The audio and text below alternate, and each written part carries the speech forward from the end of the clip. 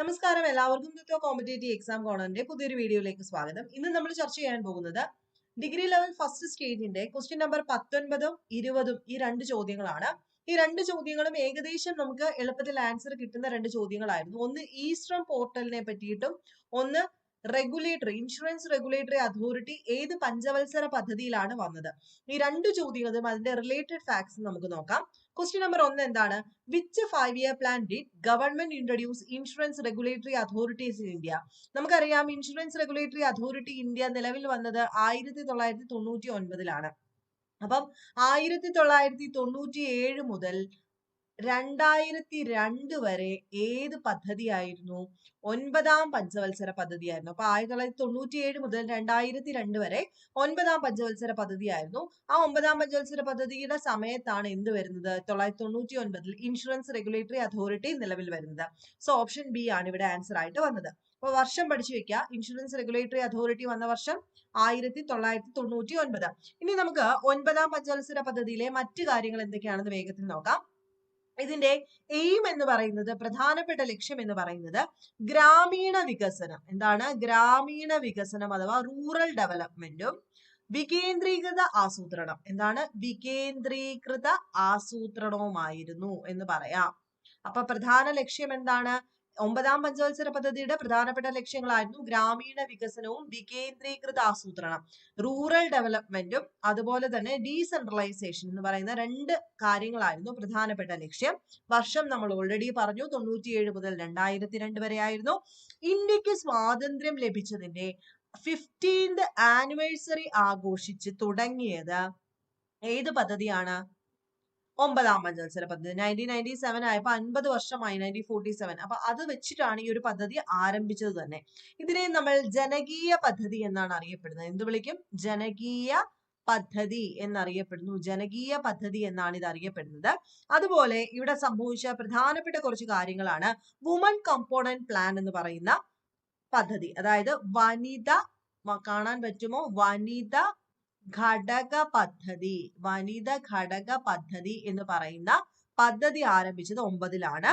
ഇത് 10ാം പഞ്ചവത്സര പദ്ധതിയിലും ഉണ്ടായിരുന്നു കേട്ടോ. ഈ വുമൺ കോമ്പോണന്റ് പ്ലാൻ എന്ന് പറയുന്നത് 9ാം പഞ്ചവത്സരത്തിൽ സ്റ്റാർട്ട് ചെയ്തു. എന്നാൽ 10ൽ ഉണ്ടായിരുന്നോ? ഉണ്ടായിരുന്നു. അതും പഠിച്ചു വെച്ചേക്കാം. ഇനി വളരെ ഇമ്പോർട്ടന്റ് ആയിട്ട് എല്ലാ വർഷവും ചോദിക്കുന്ന ഒന്നാണ് കുടുംബശ്രീ. അല്ലെ? കുടുംബശ്രീ പദ്ധതി ഔദ്യോഗികമായി ഉദ്ഘാടനം ചെയ്തത് നമുക്കറിയാം 1998 മെയ് മാസം 17ാം തീയതിയാണ്. ഇത് അപ്പൊ ഏത് പദ്ധതി കാലത്താ? 9th 5-year പ്ലാന്റെ കാലത്താണ്.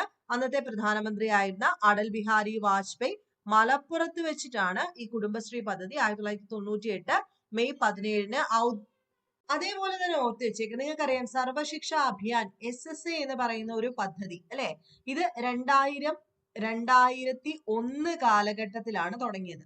അപ്പൊ ഈ കാലയളവിലാണ് SSA ആരംഭിച്ചത്. നമ്മളോട് ചോദിക്കാം, ഇൻഷുറൻസ് റെഗുലേറ്ററി അതോറിറ്റി 1999 9ാം പഞ്ചവത്സര പദ്ധതി കാലത്താണ്.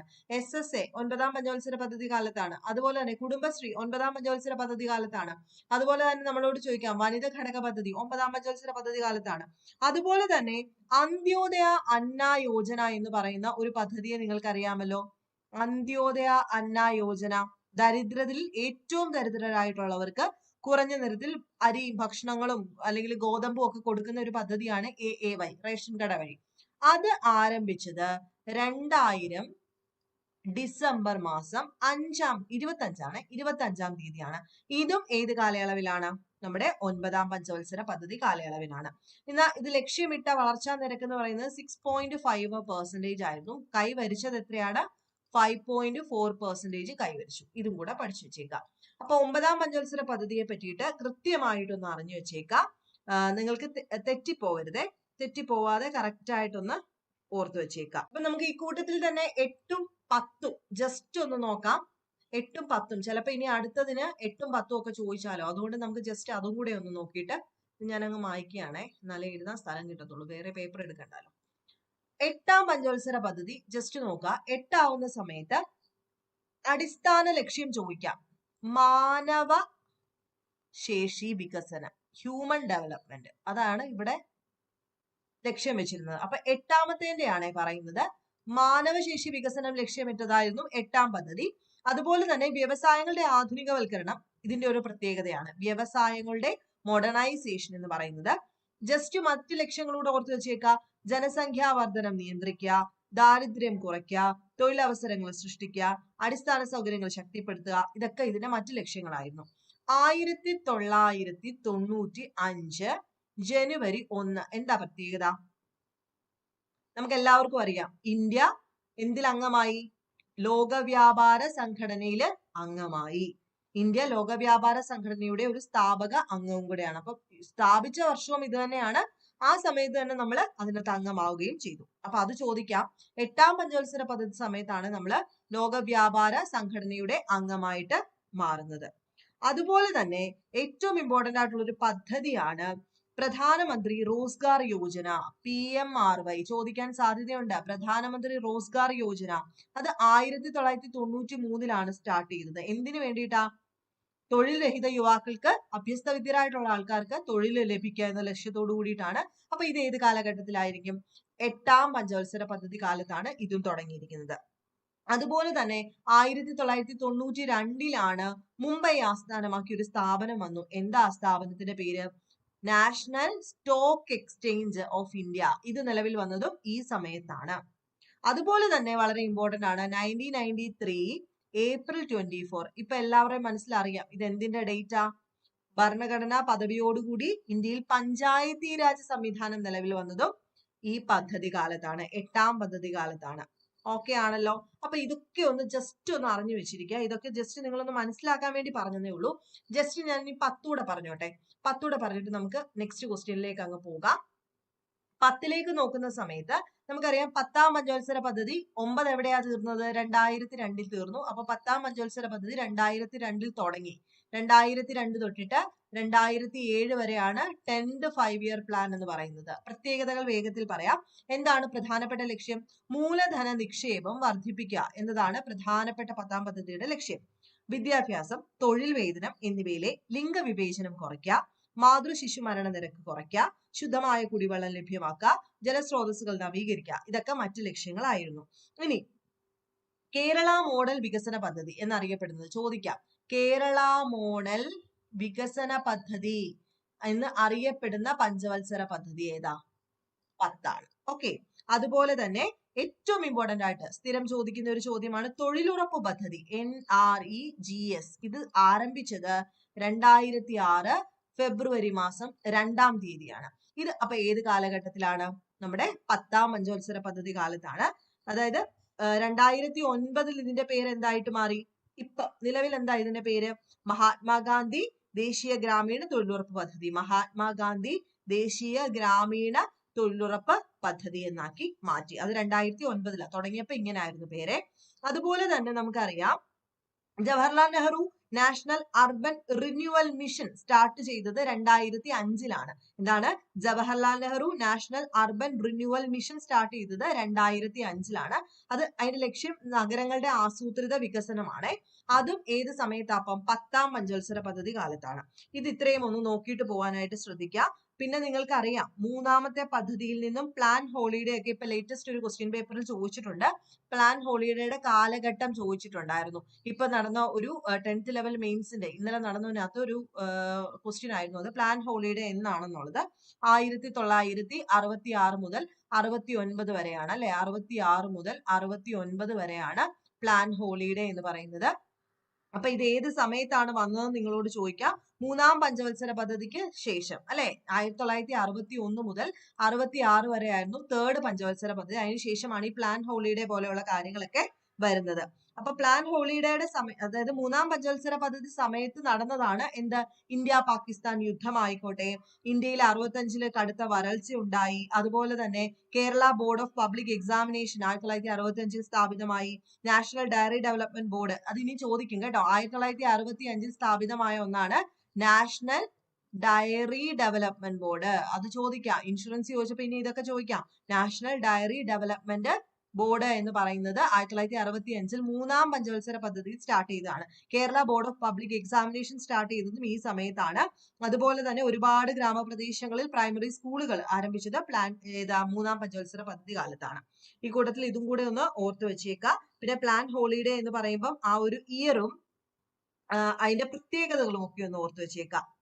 ഈ മൂല്യം കുറച്ച കാര്യങ്ങളൊക്കെ ഓർമ്മയുണ്ടല്ലോ. രാജ്യത്തിന്റെ കയറ്റുമതി വർദ്ധിപ്പിക്കുന്നതിനായി ഇന്ത്യൻ ഗവൺമെന്റ് രൂപയുടെ മൂല്യം കുറച്ചു, അതായത് ഡീവാലുവേഷൻ ഓഫ് റുപ്പി പ്രഖ്യാപിച്ചത് ഈ ഒരു സമയത്താണ്.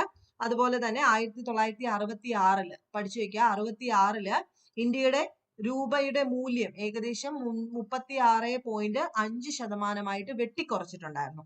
ഇതൊക്കെ ഒന്ന് ഓടിച്ചിട്ട് നോക്കിയിട്ട് പോകാനായിട്ട് ശ്രദ്ധിക്കുക. അപ്പൊ ഈ ചോദ്യത്തിൽ നിന്ന് നമുക്ക് ഇത്രയൊക്കെ ആൻസേഴ്സ് മതി. ഇത്രയെങ്കിലും വായിച്ചു നോക്കുക. ബാക്കിയെല്ലാം ഇതുപോലെ വന്ന പദ്ധതികളൊക്കെ ഓരോന്നും ഒന്ന് ഓടിച്ചിട്ട് നോക്കുക. അടുത്ത നമുക്ക് നെക്സ്റ്റ് ക്വസ്റ്റ്യനിലേക്ക് പോകാം. നെക്സ്റ്റ് ക്വസ്റ്റ്യൻ എന്ന് പറയുമ്പോൾ ഇ-ശ്രമിനെ പറ്റിയിട്ടായിരുന്നു. നമുക്ക് ഇ-ശ്രം കാർഡ് നിങ്ങൾ എല്ലാവരും കേട്ടിട്ടുണ്ടായിരിക്കും. നിങ്ങളിൽ ചിലരെങ്കിലും ഇത് എടുത്തു വെച്ചിട്ടുണ്ടായിരിക്കും. ഇ-ശ്രം കാർഡ് നമ്മുടെ ആധാർ കാർഡൊക്കെ പോലെ ഇരിക്കുന്ന ഒരു കാർഡാണ് ഇ-ശ്രം കാർഡ്. ഇത് എന്തിനു വേണ്ടിയിട്ടാണെന്ന് ആദ്യം മനസ്സിലാക്കണം. അപ്പൊ ക്വസ്റ്റ്യൻ എന്താണ്? Which of the following Union Ministry launched e-Shram portal for creating a centralized database of all unorganized workers? നമ്മുടെ ചോദ്യത്തിനകത്ത് തന്നെയുണ്ട്. ഇത് ആർക്ക് വേണ്ടിയിട്ട് തുടങ്ങിയിരിക്കുന്നു? അൺഓർഗനൈസ്ഡ് വർക്കേഴ്സ് എന്ന് വെച്ച് കഴിഞ്ഞാൽ, ഓർഗനൈസ്ഡ് വർക്കേഴ്സ് എന്ന് വെച്ച് കഴിഞ്ഞാൽ എന്താണ്? നമ്മുടെ ഗവൺമെന്റ് ജോലിക്കാര്, അല്ലെങ്കിൽ എന്താണ്, അവർക്ക് ഓർഗനൈസേഷൻ ഉണ്ട്, ചോദിക്കാനും പറയാനും ഒക്കെ ആൾക്കാരുള്ളതും അങ്ങനെയൊക്കെ വർക്ക് ചെയ്യുന്നവരാണ് ഓർഗനൈസ്ഡ് വർക്കേഴ്സ്. അല്ലാത്ത ആൾക്കാരാണ് അൺഓർഗനൈസ്ഡ് വർക്കേഴ്സ്. അതായത് പ്രധാനമായിട്ടും നമ്മൾ നോക്കുവാണെന്നുണ്ടെങ്കിൽ നമ്മുടെ ചുറ്റുപാടും നോക്കുവാണെന്നുണ്ടെങ്കിൽ അത് ആരൊക്കെ ആയിരിക്കും?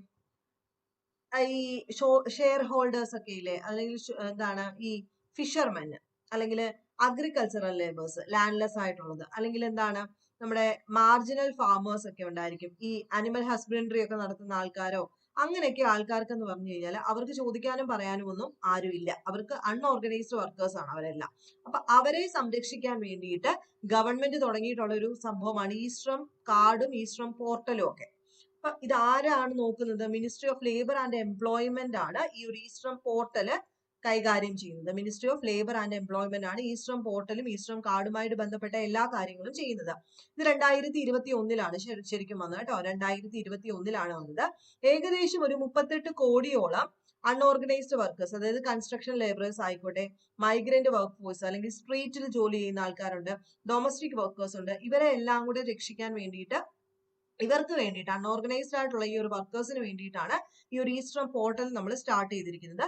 ഇതിന്റെ പരമായിട്ട് നമ്മൾ ഇതിനകത്ത് വെബ്സൈറ്റിൽ നമ്മൾ ലിങ്ക് ചെയ്ത് കഴിഞ്ഞാൽ നമുക്കൊരു ഇ-ശ്രം കാർഡ് തരും. അതിനകത്ത് ഒരു 12 ഡിജിറ്റ് നമ്പർ ഉണ്ടായിരിക്കും, യുണീക്ക് നമ്പർ കാണും. ഓക്കെ, ഒരു 12 ഡിജിറ്റ് ഉള്ള ഒരു യുണീക്ക് നമ്പർ ഉണ്ടായിരിക്കും. നിങ്ങളിൽ പലർക്കും ഇതൊക്കെ കാണും, നിങ്ങൾ എടുത്തിട്ടുണ്ടായിരിക്കും.